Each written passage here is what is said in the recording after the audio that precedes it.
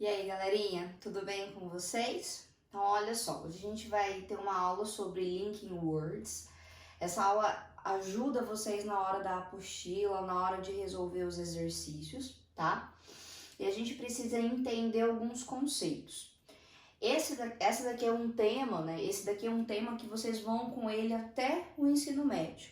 No terceiro ano, a gente vai ter uma revisão de todas as linking words. E aí, quanto mais vocês conseguirem ir guardando, melhor, tá? Bom, o tema da nossa aula é linking words. A gente vai conversar e a gente precisa entender que são palavras que linkam, palavras que ligam, tá? E elas também são chamadas de conectivos ou conjunções. No PowerPoint que vocês receberam, vocês viram que eu coloquei lá, além da explicação do que significa isso, eu coloquei para vocês que elas são divididas em 3 grupos, tá? Mas por enquanto vamos só entender a ideia principal. Bom, a função de uma linking word, de um conectivo ou de uma conjunção é ligar 2 orações. Então, ao invés de eu ter 2 orações separadas, eu junto essas ideias por meio de um conectivo e esse conectivo ele tem que estar de acordo com a ideia daquela frase. Então, por exemplo, eu posso ter conectivos que vão ser de contraste, de sequência, de resumo.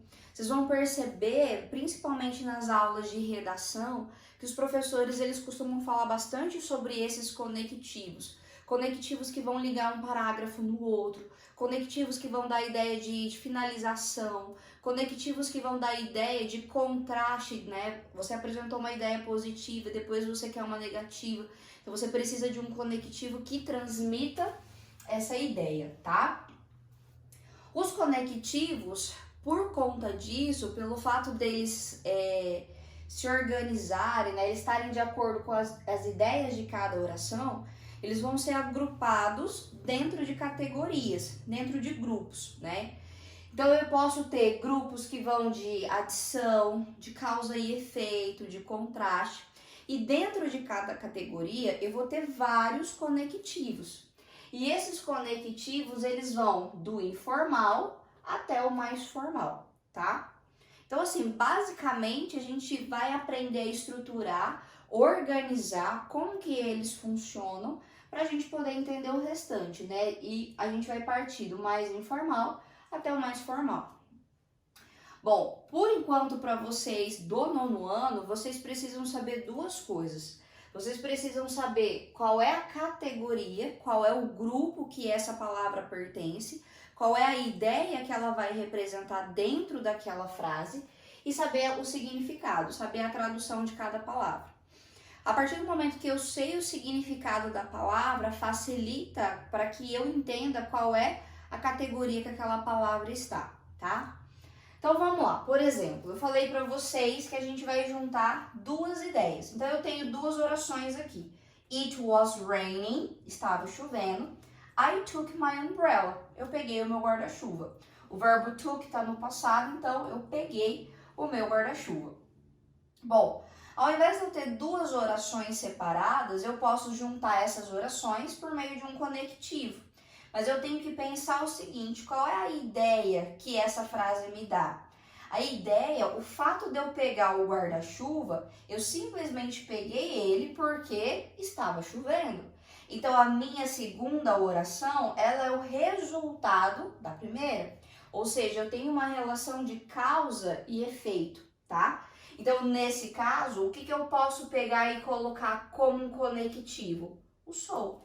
It was raining. So, I took my umbrella. Estava chovendo, então eu peguei o meu guarda-chuva. Por isso, por essa razão. Isso significa que essa segunda oração aqui, I took my umbrella, ela é o result, ela é o resultado, tá? Da primeira oração que eu tenho. Tudo bem? Então, todas as orações, elas vão funcionar dessa forma, tá bom? A gente junta as orações por meio de um conectivo. Bom, eu peguei os principais conectivos que vão aparecer na apostila de vocês, né, pra gente poder trabalhar. O primeiro que a gente tem é o and, que significa e, tá? E a gente vai usar ele sempre com a ideia de adição. Eu vou somar ideias, né? Por exemplo, eu posso falar I like apples and grapes. Eu gosto de maçãs e uvas. Então, eu somei ideias, tá? Então, ele sempre vai somar as ideias. Por outro lado, eu tenho o but, e o but ele vai ser uma adversativa, ou que a gente chama também de contraste. Por quê? Porque ele é o famoso mas, né? Então ele sempre vai introduzir uma ideia contrária. Igual a ele, eu também tenho o while, que dependendo da frase, ele vai atingir a ideia de embora, que também vai dar uma ideia de contraste. O while ele é um conectivo que ele também pode significar enquanto. E aí, quando ele trabalha essa ideia de enquanto, não é mais a ideia de contraste, tá? Então, tomem cuidado com isso.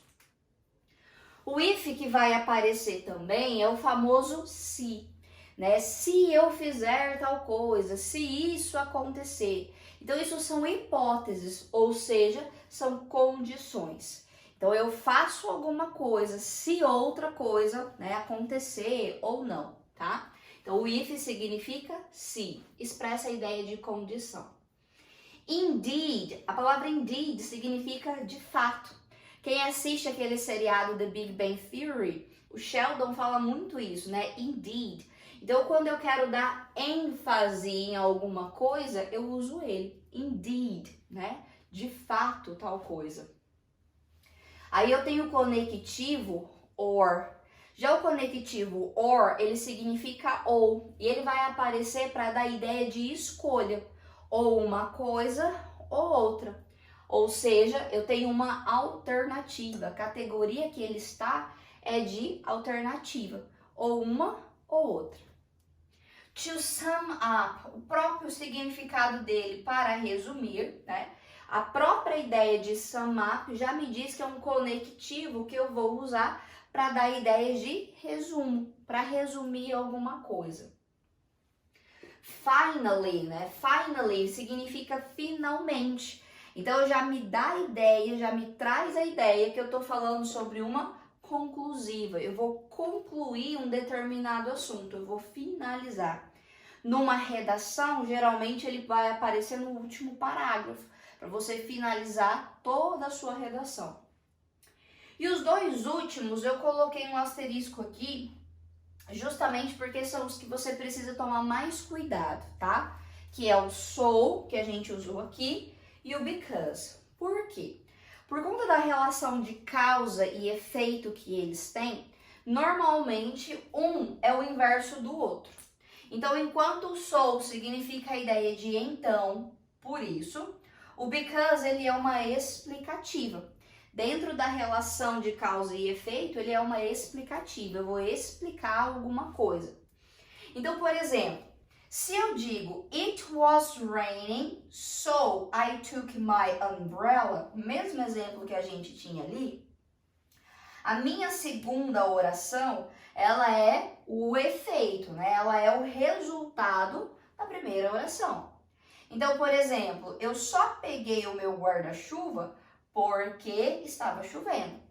Quando eu inverto essa ordem das orações, se eu falo para você o motivo, eu falo I took my umbrella. Se eu te mostro o motivo pelo qual eu fiz alguma coisa, se eu apresento ele primeiro, então eu estou explicando. Aí eu vou usar because. I took my umbrella because it was raining. Então eu peguei o meu guarda-chuva porque estava chovendo. Normalmente, eles são um contrário do outro. Então, quando o resultado aparece depois, então eu vou usar o so. Quando o resultado aparece primeiro e aí eu explico o porquê dele, eu vou usar o because, que é o famoso porquê de respostas, né? O porquê junto. Bom, vocês têm agora alguns exercícios da apostila, né? Qualquer dúvida. Por enquanto, o que é importante é saber a categoria, qual é, né? O que eles representam, se é uma alternativa, se é uma ênfase, se é uma condição e o significado deles, por enquanto, tá? Então, vocês vão fazer os exercícios, assistam quantas vezes vocês precisarem Estudem pelo PowerPoint também para poder ajudar. No PowerPoint tem os exemplos, tem algumas coisas mais específicas para facilitar para vocês na hora de estudar, tá bom? Então, até a próxima!